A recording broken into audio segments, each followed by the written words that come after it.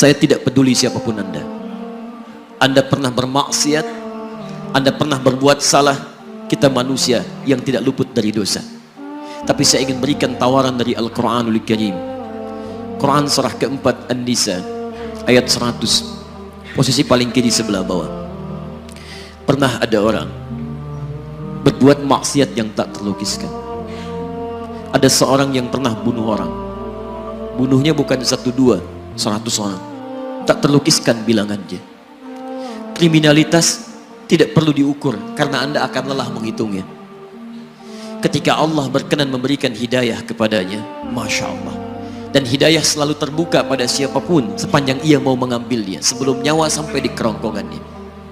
Tiba-tiba datang ia pada seorang alim dan berkata, saya ingin berubah. Alim ini kemudian menyampaikan pada orang dimaksud, Anda bukan berarti tidak bisa menjadi orang baik.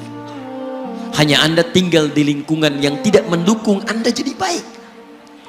Keluarlah dulu dari tempat itu. Pergilah ke majlis ilmu si fulan, tempatnya ada di sana. Datang ke sana, belajarlah, dan Allah akan bimbing Anda berubah dari keburukan menjadi orang yang terbaik. Didengarlah nasihat alim ini. Berangkatlah orang dimaksud, menempuh perjalanannya. Tiba-tiba Masya Allah, belum sampai ke tujuan, di pertengahan jalan, konon disebutkan lebih sejengkal, tiba-tiba maut datang menjemputnya.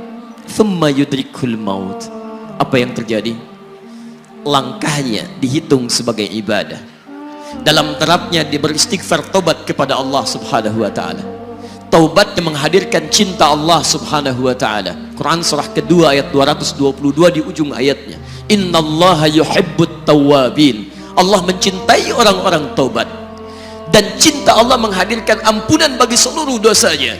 Quran surah ketiga Ali Imran ayat 31, paling kiri sebelah atas.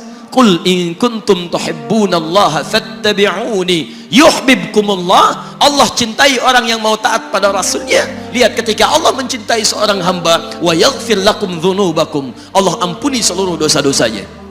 Derap langkahnya menghadirkan istighfar, taubatnya menghadirkan cinta Allah menghadirkan seluruh ampunan bagi dosa-dosa yang ia miliki. Maka apa yang terjadi? Di tengah perjalanan maut menjemputnya, thumma yudrikhul maut faqad waqa'a ajruhu 'ala Allah, dan pahala diberikan kepada orang tadi. Di jalan, maaf, maut datang, taubat diterima, dosa diampuni, dan amalan didapati dengan derap langkahnya. Maka apa yang terjadi? Thumma yudrikhul maut faqad waqa'a ajruhu 'ala Allah. Pahalanya dituliskan oleh Allah, dakhalal jannah, kata Nabi, masuk surga orang ini. Anda bisa bayangkan, pernah bunuh orang 100 orang, mabuk tak terlukiskan, kriminalitas tak perlu dihitung. Ketika dia mau bertobat, datang ke majlis ilmu, Masya Allah, meninggal di tengah jalan, kata Nabi, dakhalal jannah. Bertobat diampuni dosanya, derap langkahnya ada pahalanya, dakhalal jannah. Turun ayat untuk melukiskan tawaran yang sama kepada kita. Wa may yuhajir fi sabilillahi yajid fil ardi muraghaman katsiran was'a. Siapapun yang mau berubah kembali pada ketentuan jalan Allah, kalau dia masih punya batas-batas kehidupan, kami akan berikan kelapangan di sisa hidupnya dan kelimpahan-limpahan kenikmatan selama dia hidup.